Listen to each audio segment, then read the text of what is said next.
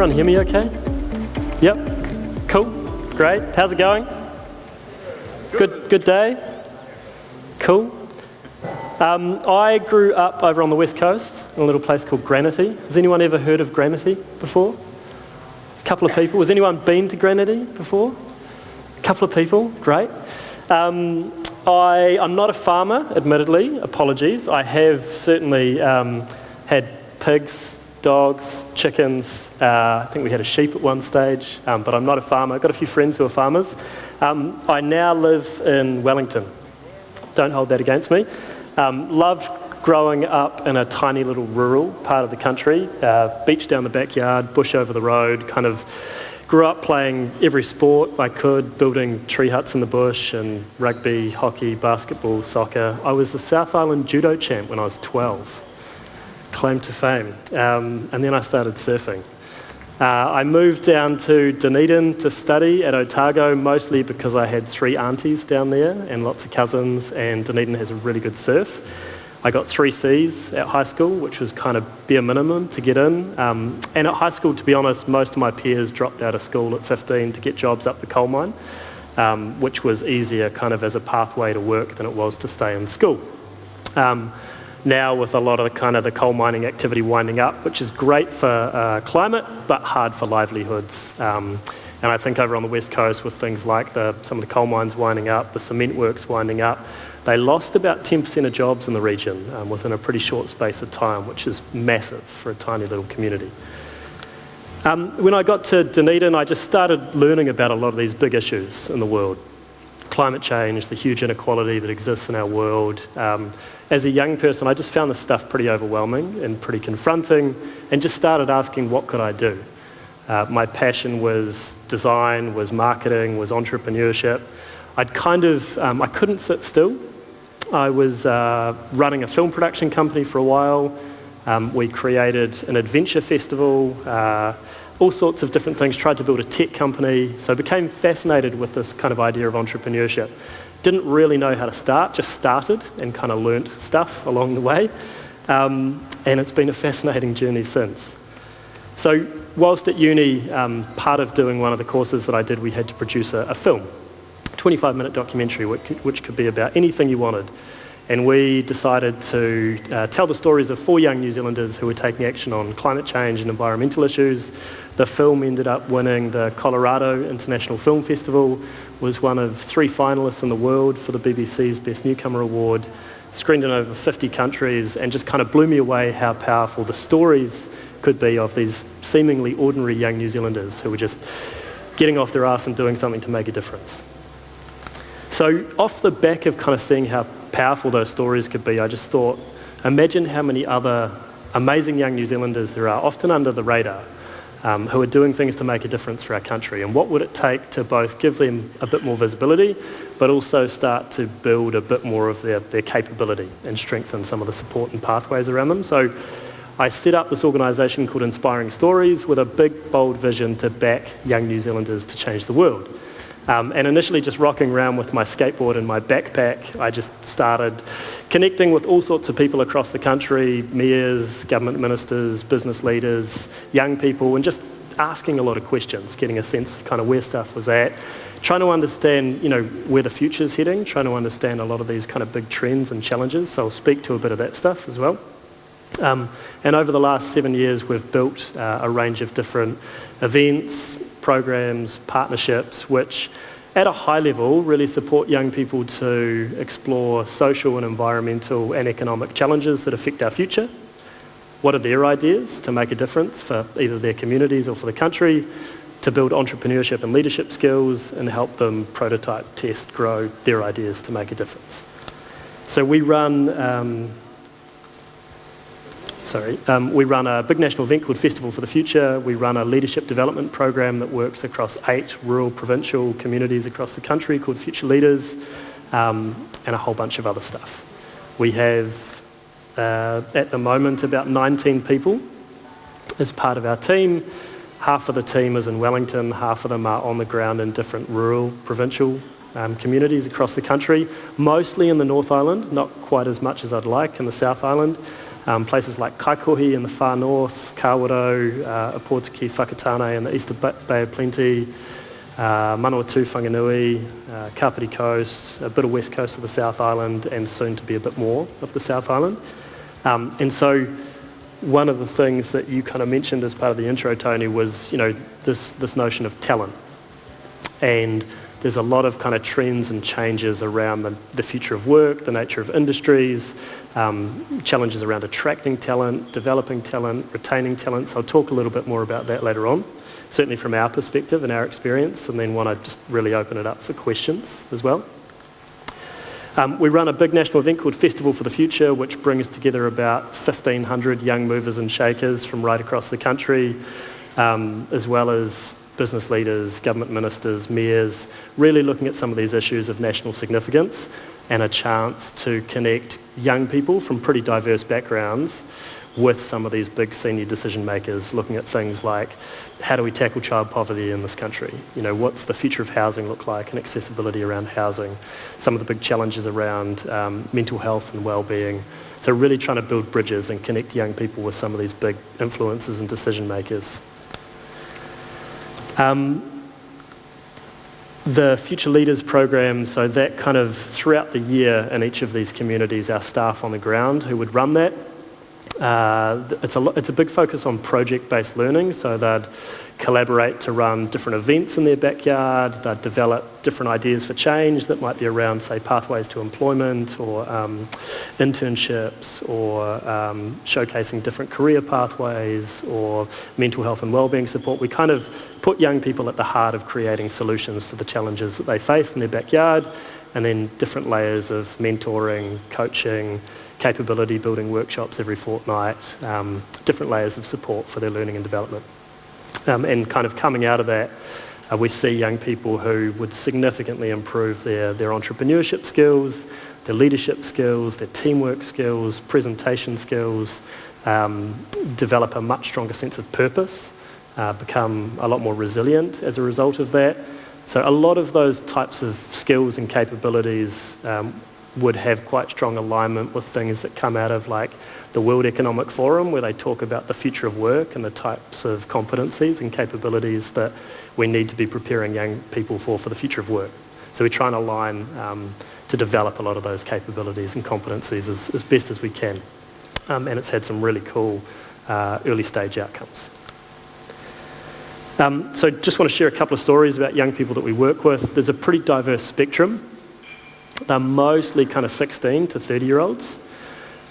Young people like Whaiora, who live in Kawerau, which is a little place in the eastern Bay of Plenty.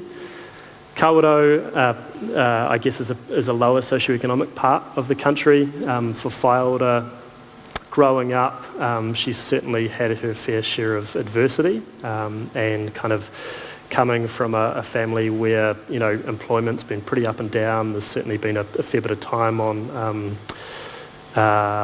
benefit, so to speak, or other kind of forms of support. At times having to go to school without shoes or without lunch, or maybe her parents who have been, for whatever reason, too drunk to take her to school. Kind of having a really hard time at school, dropping out of the system, becoming a mum at 17 years old, has found herself in some really dark places mental health-wise. Kind of coming through some of that stuff now. She's just super driven to be a pillar of support for other young people who might be experiencing similar challenges. So that's what's driving her. We've worked with people like Bonnie and Hannah who are building an ethical cosmetics company. So the first product, which is an organic and vegan mascara, and 50% of the profits for every product sold, they partner with the Fred Hollows Foundation to perform restorative eyesight surgery in the Pacific. So their big goal is to help cure treatable blindness in the South Pacific, but they're using business and enterprise as a means to help deliver on that. Bop, Jodie and Sarah, so they came through an accelerator program that we run. They're kind of big challenge was around mental health and wellbeing. So we've kind of worked with them to now be accredited as the first mental health training certificate, mental health first aid training certificate provider. So they were the first accredited across the country, and they're now working with a lot of kind of businesses and government to help build stronger mental health and wellbeing in the workplace, different tools and strategies for that. Have had some amazing opportunities to network with some of the kind of best young social entrepreneurs in the world. So people like Dan Flynn and the team at Thank You, at 18 learned about the massive injustice that something like 800 million people in our world don't have access to clean, fresh water. But at the same time, bottled water companies were proliferating. And how could that be that they were making like massive profits, yet 800 million people in the world don't have access to clean, fresh water? So they had a crazy idea. They thought, what if we started a bottled water company that put the profits into providing clean water and sanitation for the people that needed it most? Which was a crazy idea for a couple of 18-year-olds who had never run a business before. And they had a pretty hard road for like the first 4 or 5 years. Now it's the Thank You Water, which was the initial product, is the #1 water bottle sold throughout supermarkets, dairy stores throughout Australia. It outcompetes Pepsi and Coke. They've expanded the product range to have, I think, 37 different products on the shelf in supermarkets, from muesli to body care to baby care, and in most of the product categories they compete in the top tier of sellers. They've now raised tens of millions of dollars, and they track every single product sold. You can track where your dollar is having an impact in the world, so they work with different impact partners like Oxfam or UNICEF who are doing kind of impact on the ground, and you can like directly see where your dollar is having an impact. So super innovative business model, very purpose driven, and this is a lot of the kind of the interest and the demand that I guess we would see from a lot of young people in New Zealand. Who kind of runs a business? Hands up, who runs a business? Yeah, it's bloody hard grind, right? Getting anything off the ground or trying to make something sustainable is really hard, and it's certainly not all smooth sailing. I mean, we're a team of 19, and we're in the best place we've ever been, but throughout the last 7 years, we've had massive ups and downs. You know, at any one time, you've got a certain amount of runway. We've certainly had times when we've just been on the bones of our ass, and you know, people are like, "Why don't you just go get a job?" You know, my nana still doesn't really understand what I do, and times when we've had no money on the bank. You know, we've had to let people go. We've had to restructure the team. There's definitely times when it's been easier. You know, it would have been easier to just shut up shop and walk away. But I guess I just believed in what we were doing too much, and I thought it was worth fighting for. So like even in 2014, we went from absolute rock bottom to just hanging in there, just a bit of support from friends and family to get us through a tough period. And then a year later, I won the Young New Zealander of the Year award, and then all sorts of doors and opportunities started happening. So sometimes like resilience, you know, is an incredibly important but a really hard thing. And I think we have to really believe in what we're doing and why we're doing it, to help get us through some of those challenging times. And in those challenging times, just having a community of support is so important, whether that's friends or family. So important to get us through those really challenging times. So kind of coming back to now and the why, like, you know, we still have a lot of these issues, and all of you know about these issues in the world, and that's my driver. I became a father 2 years ago. I've got a little boy who just turned 2 last weekend. His name is Finn, and for me, I'm just my pure motivation is I want to try and make a difference in response to some of these massive challenges and make a difference for our next generation coming through. So I guess, you know, in some ways, the internet has changed everything, right? Like a lot of these challenges are more visible than ever before. Once you start learning about this stuff, it's really hard to not know about it and not do anything about it. And a lot of these challenges are driving a lot of trends around the world. So investment, right? So Morgan Stanley, which is a big investment firm, put out a report last year that talks about millennials. And by millennials, everyone's got a different definition, but the definition that we'll run with is people born between 1980 and 2000. So Morgan Stanley put out this report that says that millennials are driving a $9 trillion change in the investment industry globally. $9 trillion. And how they're driving that change is they care more and more and more about the impact of their investment decisions.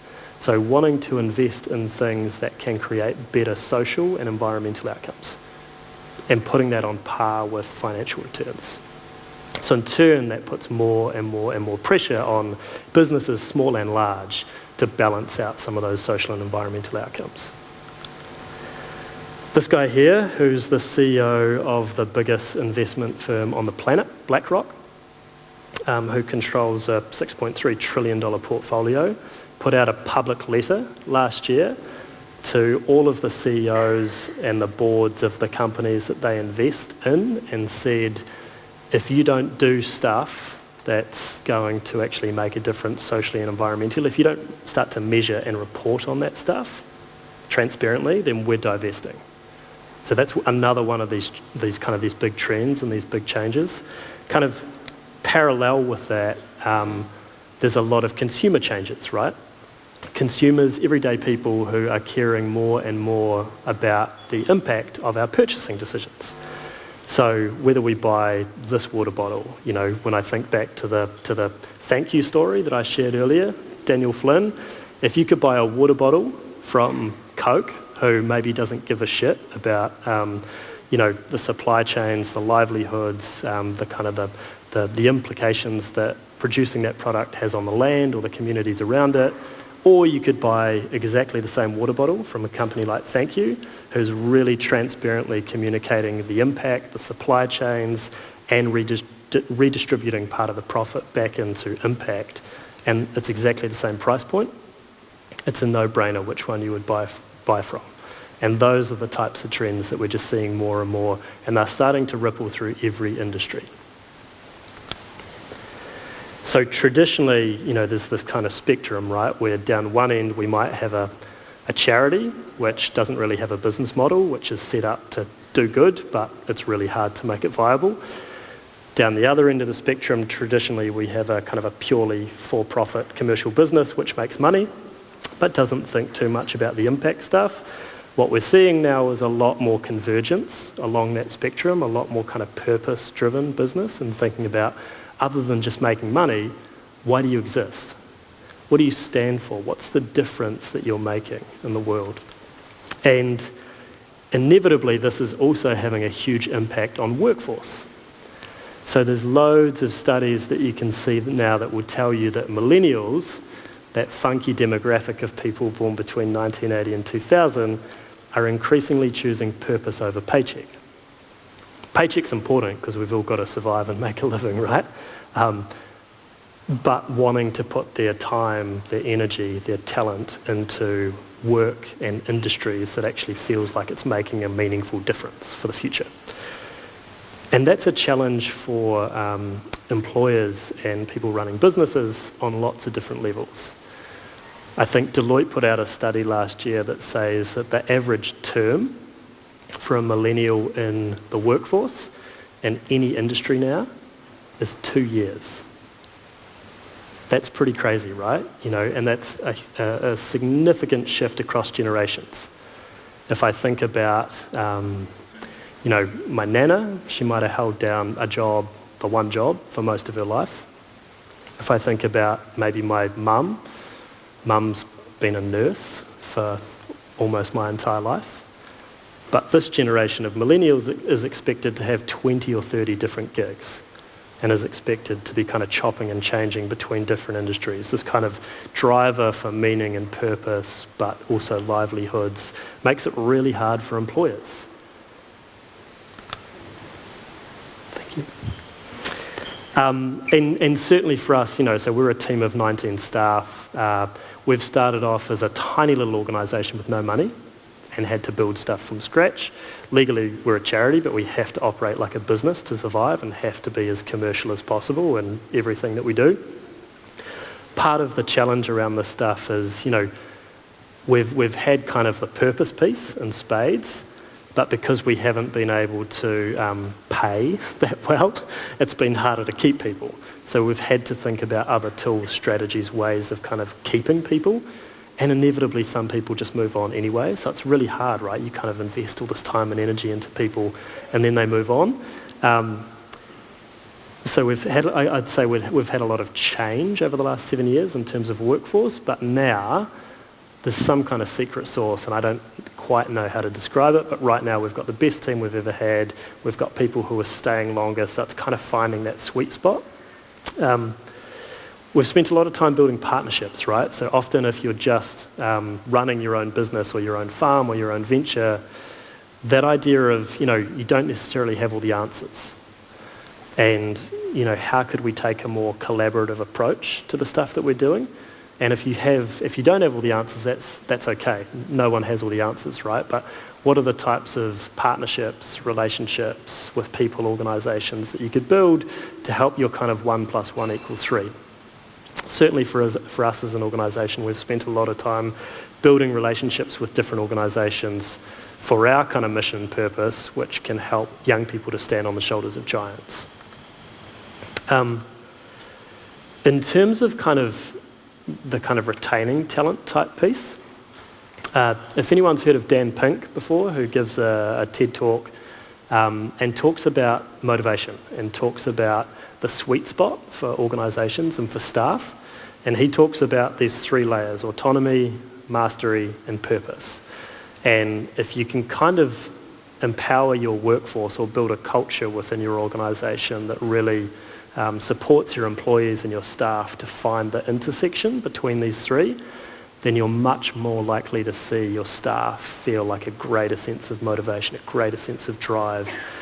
Autonomy is about, permission to do stuff. It's about, it's finding that balance between not micromanaging and being feeling like you have to be across every single thing, and giving people here's the goal, here's the direction, and giving them some breathing room. And it takes time to do that and to build trust. Mastery is about, getting better. It's about improving skills. And part of that, I think, is really trying to understand with your employees, with your staff, with your workforce, how do they want to grow? What are their aspirations? You as the employer will have your sense of, well, this is what I need you to do. And as part of that, but you also have to kind of put yourself in their shoes and think about what are their aspirations? How do they want to develop and grow? And what could you do, or what could some of these partnerships or relationships that you've developed, how could you leverage those to help them grow? And purpose, I don't think I need to explain that too much. That's kind of in the context of a lot of, some of these challenges which can be pretty overwhelming. How is the work that they're doing, how do you connect that with purpose? Why are you doing what you're doing? What do you stand for? What's the difference that you want to make for the future of your farm or your community, your country? And how do you align that with kind of the DNA of what you do? Another great TED talk, if you haven't seen it, is How Great Leaders Inspire Action. So this person here, Simon Sinek, did a piece of research looking at a lot of the kind of most successful kind of leaders, organisations of some of the most successful companies in the world, and asked, what is it about the way in which they communicate that makes them so successful? Has anyone seen this TED talk by any chance? Yeah, a couple of people. Yeah, cool. And what he found is that most people and most organisations will talk about what they do. You're having a conversation or you're putting something out in the public, you talk about what you do, maybe a bit of how you do it, but mostly not about why. And what Simon Sinek found is some of the most successful and influential people and organisations in the world, what they did in their style of communication was flip that on its head. They started with why, then the how, then the what. And the reason that was so successful is how we've evolved as human beings is to act based on how we feel. And how we feel is hugely about emotion, and why is about that emotional connection.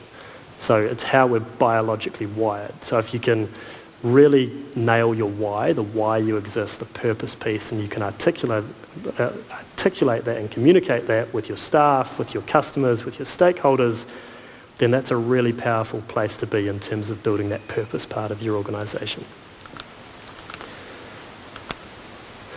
Cool, I've talked for ages, and conscious that it's probably, hopefully not too much of a random contribution to have as part of the end of the day, but hopefully it's kind of broadened some perspectives, challenged some thinking. Would welcome any questions or challenges that people have. Does anyone have any questions?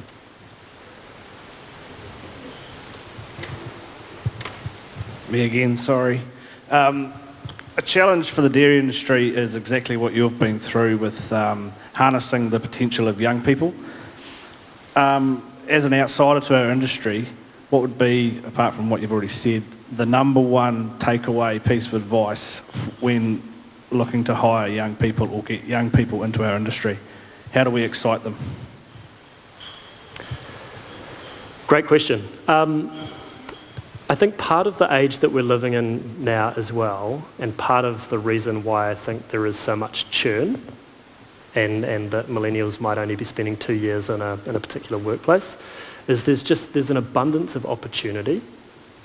And what I mean by that is that, the internet didn't exist 20 years ago, right? So now you can kind of go online, and there's, even within your passion area and within your kind of desired career aspirations, you can look at any job search board anywhere in the world, and there's hundreds of listings that probably make that relevant. So in terms of how do we kind of attract and excite people, I'd think about, well, what are the drivers?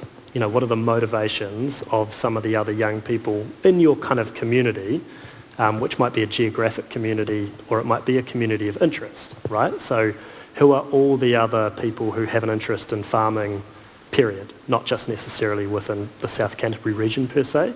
And what are the ways that you can start to, because most people in this country now probably don't grow up on a farm, or most people probably don't necessarily grow up near a farm. There's been massive shifts from rural to urban. So what are the opportunities to, I think, from younger age groups, give them an experience of what's it actually like being on that farm? And that's a hard thing, I think, to kind of coordinate or convene individually as a farmer. But if you start to kind of collaborate in different ways across a sector, can you create some kind of experience where you're giving a diverse range of young people from different backgrounds the opportunity to actually see what it feels like being on a farm or working in a farm? Can you kind of build that appreciation or that knowledge from earlier in their lives, not just necessarily at the point of when they're ready to go out and find a job? Because at that point, if they didn't really know that farming was a viable or an appealing career, they're probably not even looking at it. So that would be one thing. The second thing, I think, is kind of based on that trend around millennials only really spending 2 years in the one place, is really trying to understand what's the scope of career aspirations of young people that do have an interest in agriculture, who do have an interest in caring for the land, caring for animals. What are the opportunities to kind of nurture, grow, support talent, both from a skills perspective, but also from an experiences perspective? So, is there an opportunity for them to do a year on your farm and then a year on another farm and then a year on another farm? And is there an opportunity to kind of aggregate those kind of career development opportunities so that you're more kind of knowing that people will chop and change and want to chop and change? Can you kind of organise that in a more intentional way? And then I think the other piece would be around, okay, well, if you've got talent who are interested, how do you as a leader, how can you align or create some of those opportunities around autonomy, mastery and purpose? And really thinking, if you kind of put your employee, if you put yourself in their shoes, really thinking about how are they finding meaning and purpose in their work? How do they want to develop and grow? What is the kind of autonomy that they need to kind of really realise their potential?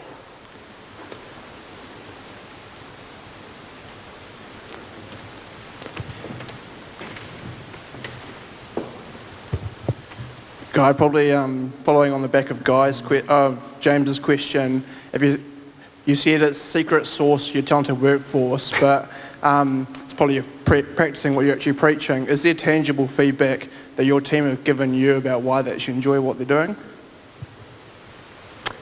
Yeah.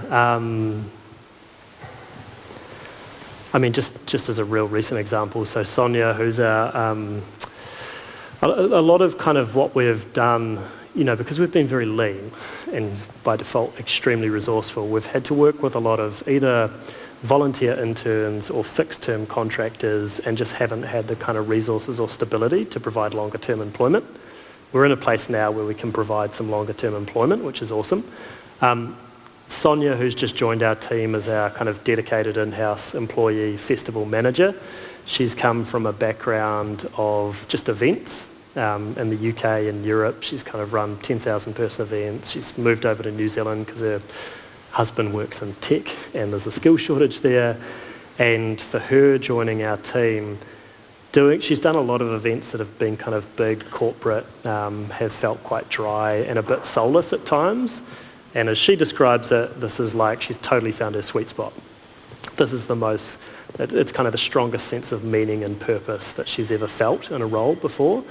And I think for her, the things that have enabled that is for Festival for the Future, what it stands for is very entrenched in that kind of purpose of making a difference for our future, and through a lot of the different stakeholders that she gets to engage with and some of the partners that we work with, there's a whole lot of kind of development opportunities that come with that as well. So that would be kind of one example. But I mean, it's different for different contexts and different people, for sure. Any other questions? Guy, I was just thinking, you mentioned you have an annual Future Leaders Conference or... Festival for the Future. Festival. Yeah. How did you go about recruiting and finding and discovering those people to come along? How did you reach out and get them engaged? In terms of attendees? Or Yep.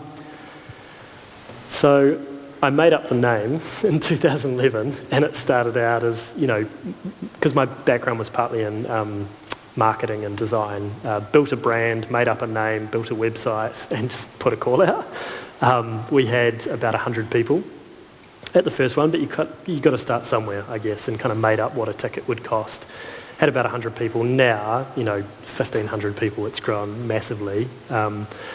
We would engage, I mean, now there's a lot of prestige around it, so it's kind of a different context, but like, we would have a lot of kind of top tier businesses like Air New Zealand or law firms or banks would send their graduates and their young professionals. A lot of councils across the country might send their youth councils. Different government agencies would send their grads and the young professionals. So it's kind of a different playing field now, and it's got a lot of prestige around it.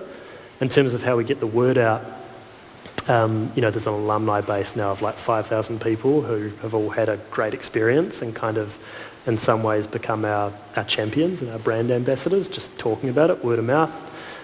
Other ways, you know, we have a CRM and a mailing list that has thousands of people in it, and we put newsletters out every month electronically, and that gives you, the CRM system is pretty sneaky, like you get a lot of intelligence in that, so you can tell, you know, this person from this organisation in this role just clicked on our link or is looking at this page of the Festival for the Future website. So it's amazing sophistication, which then kind of feeds back into the maybe the sales or the marketing team to reach out to them. Hey, just wondering if you might be interested in the Festival for the Future this year. So quite sophisticated kind of CRM and marketing functionality.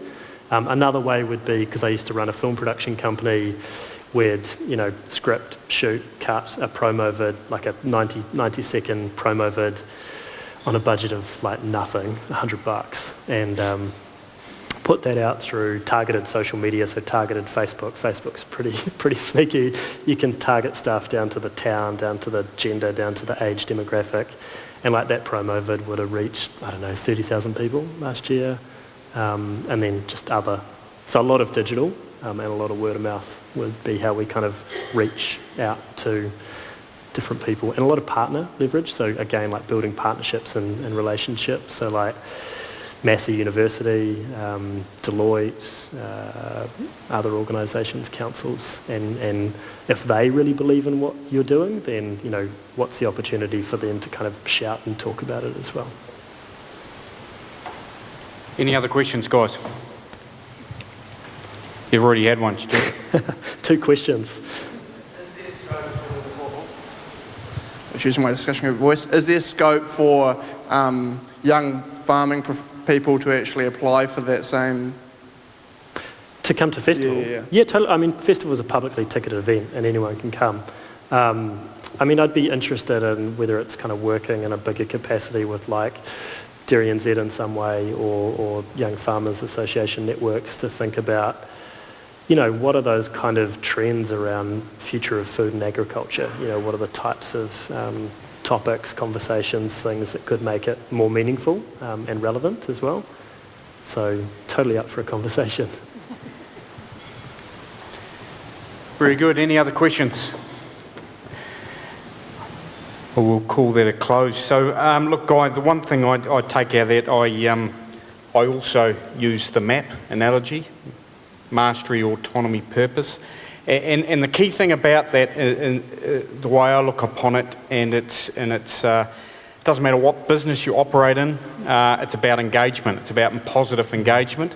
And the value of engagement that has to any business is significant. And, you know, there's been studies, and don't hold me on it, but I think you can literally have an impact on your bottom line by 25% of efficiency through an engaged audience. And so having engagement means productive workforce. And I hear the saying a number of times around if you train your people, I think it's Richard Branson, if you train your people well enough and you equip them well enough that they are so marketable they want to leave.